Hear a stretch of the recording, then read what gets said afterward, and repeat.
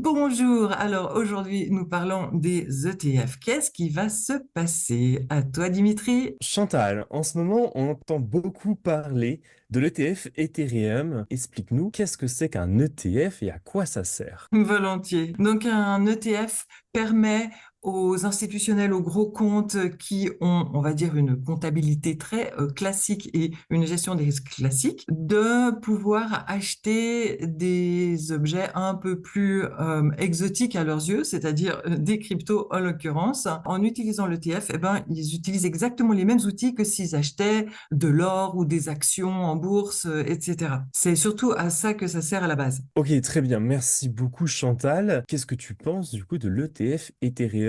Oui, alors, il a été approuvé par principe à la SEC.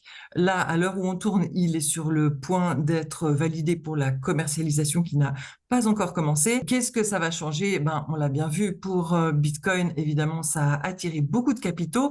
Pour Ethereum, ça sera le cas également. Surtout que Ethereum plaît beaucoup à ce qu'on appelle la smart money, hein, les gros comptes, les institutionnels, les professionnels, parce que il rapporte des dividendes dans le sens qu'on peut faire du staking et c'est les dividendes, c'est quelque chose que la smart money connaît bien.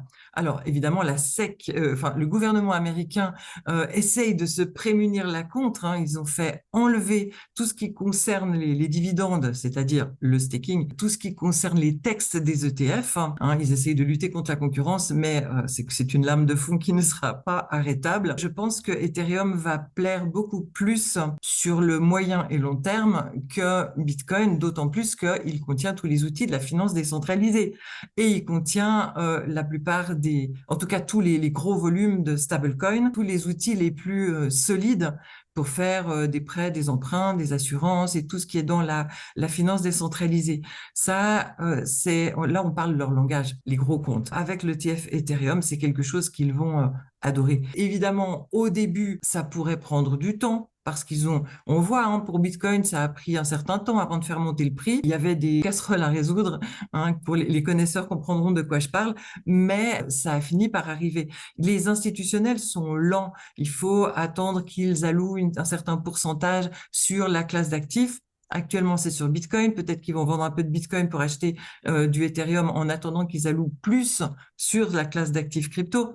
Donc, on va voir ce qui se passe, mais globalement, ça va faire monter le prix de Ethereum à moyen terme. Il est même possible que dans les mois ou les années qui viennent, on ait un moment avec ce qu'on appelle le fameux flippening, hein, où le market cap, donc la capitalisation d'Ethereum pourrait être plus grande que celle de Bitcoin, pas forcément pour toujours, hein, on va dire à un moment précis de l'histoire. Tout à fait possible que ça arrive et Ethereum le mérite. Ethereum est extrêmement solide. C'est là où il y a la liquidité des objets les plus solides, sérieux, qui ont fait leurs preuves sur le temps long. Enfin, le temps long, c'est quelques années en matière de crypto, mais c'est déjà pas mal. Je pense que pendant une certaine période, c'est Ethereum qui pourrait driver le marché, alors qu'actuellement, c'est clairement Bitcoin. Les soubresauts de Bitcoin sont déterminants pour l'activation de l'achat sur les autres cryptos, hein, et les bénéfices de Bitcoin vont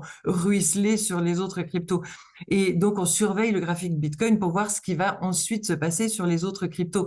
Et bien, bientôt, ce sera, je pense, pendant une période, ce sera beaucoup Ethereum qui sera la référence de plus en plus et pas seulement Bitcoin. Si je comprends bien, avec l'arrivée de l'ETF Ethereum, toutes les autres crypto-monnaies affiliées à la finance décentralisée d'Ethereum pourraient aussi en profiter. Oui, tu as raison, Dimitri, c'est tout à fait ça. Surtout celles qui ont fait leurs preuves avec le temps et qui savent gérer des gros capitaux. Le point faible de Ethereum pour la finance décentralisée, c'est primo les frais de transaction qui montent très vite lorsqu'il y a beaucoup de gens dessus. Même si en ce moment ils sont très bas, on a vu des périodes où ils étaient très élevés, les frais Ethereum. Mais comme maintenant on est dans l'adoption des très gros comptes, c'est ça qui fait bouger le prix quand on a ce genre de capitalisation. Eh ben, eux, ils s'en foutent, franchement, de payer 100 dollars de frais de transaction quand ils ont des transactions avec beaucoup de zéros. Donc, ça, c'est pas un souci pour eux, c'est un souci pour le commun des mortels. C'est un des points faibles. Le deuxième, c'est la fractionnalisation de la liquidité.